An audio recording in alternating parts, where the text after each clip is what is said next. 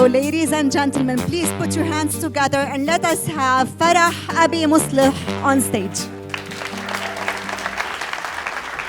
Couple of years ago, I met a woman called Najla. And honestly, Najla was creating impact long before someone called her a change maker. Najla leads community initiatives for women in the Bekaa Valley in Lebanon. And for years, with no funding, no office, and no professional team, just her commitment and passion, she was creating real impact. She was working, supporting vulnerable communities, working with women, and trying to create a safe space where women can learn, grow, and come together. And she did this because she genuinely cared, with no funding, no salary, and no big organization behind her. Just a woman that saw her community struggling and didn't want to stand and do nothing. And then Lebanon collapsed deeper. With the multi-layered crisis we are living, no electricity, no cash, inflation, COVID pandemic, Beirut blast, and the continuous wars we are currently facing.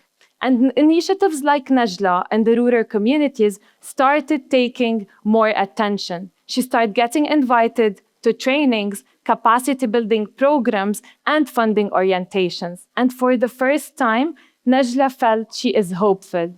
She went and tried to attend every single session she can. And every time we spoke, Najla felt excited. Excited because she felt it was the first time she's getting an opportunity to be able to create a bigger impact inside her community. But things changed, and our conversations and support changed from asking about the new programs, about how to create new ideas, into questions like, how do I download this document? And what do they mean by a log frame? And how we do measure this indicator? And why is the language of those documents super complicated for me? Imagine the woman that was organizing events for the entire community was now made to feel small, useless, and helpless just because she did not understand the terminology of the donors. And one day, she came and said something that I will never forget. And she said, "We are helping women, but who will help us access those funding opportunities?"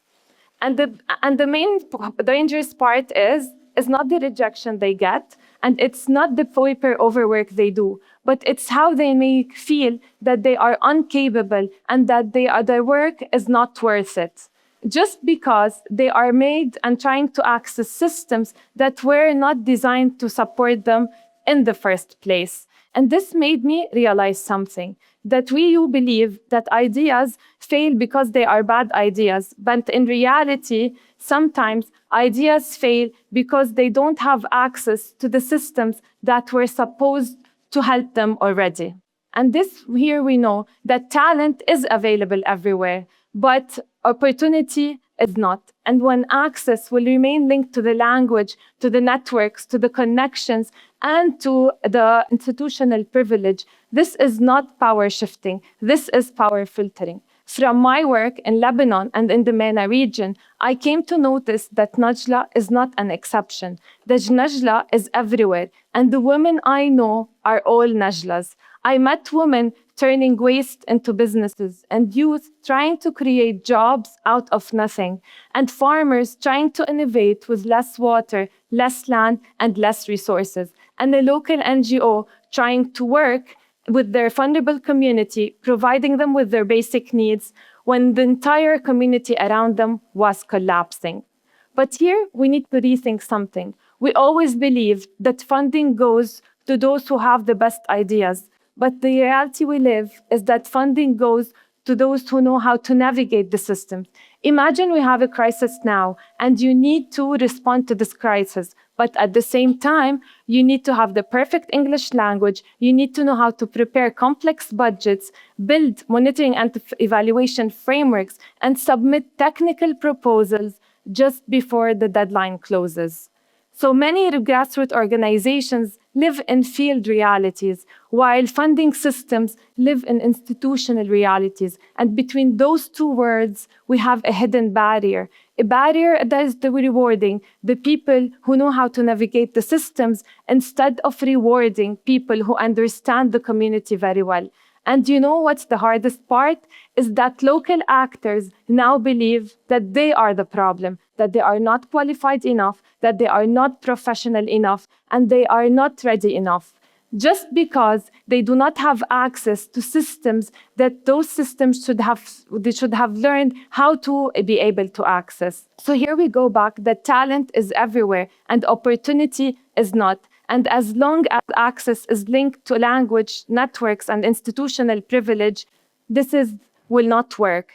Today, everyone's talking about localization, about shifting the power to local actors, about funding community-driven solutions. But let's be realistic and let's look around us. Who are the local actors that are being funded today, and how are they able to access this funding? So here, we need to rethink that those actors are unable and incapable to reach this as long as access is linked to what we have mentioned.